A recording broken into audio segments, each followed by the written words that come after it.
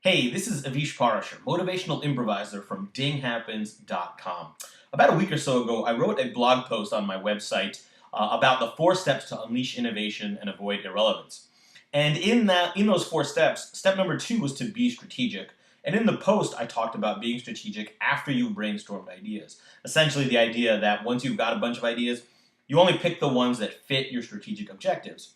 However, an interesting and often overlooked element when it comes to innovating and being creative is how important it is to be strategic before you innovate, before you brainstorm. Now, what I mean by that is that creativity at its best can't be controlled. And this is where people run into problems. They try to say, okay, let's sit down and answer this right now.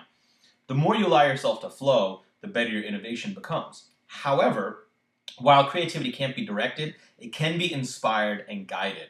So before you go into a strategic brainstorming session, understand your overall objectives and then frame questions that support those objectives. So don't just ask the really broad question like, what should we do this year?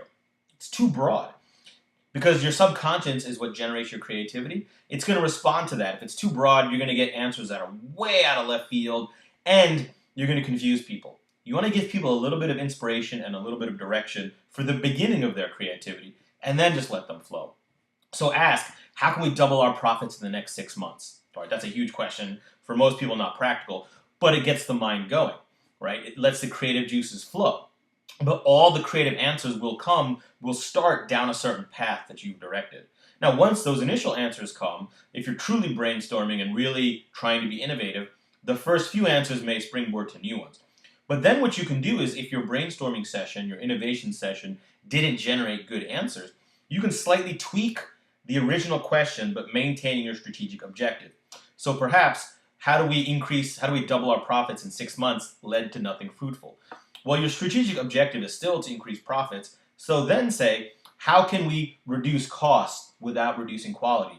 Or what are 3 effective ways, or we don't need to put a number on, but what are some effective ways we can use networking to build profits? How can we use content marketing?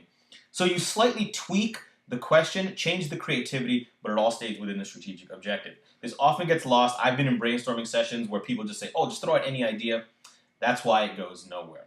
So be strategic before you brainstorm, and then once you've got your ideas, be strategic afterwards. Once you combine these two things, you're going to see your ability to find worthwhile, meaningful innovations for you and your organization to pursue happening much, much faster.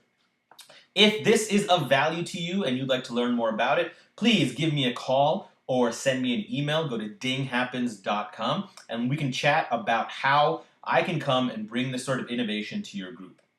Thanks. Once again, this is Avish Parashar, motivational improviser from dinghappens.com.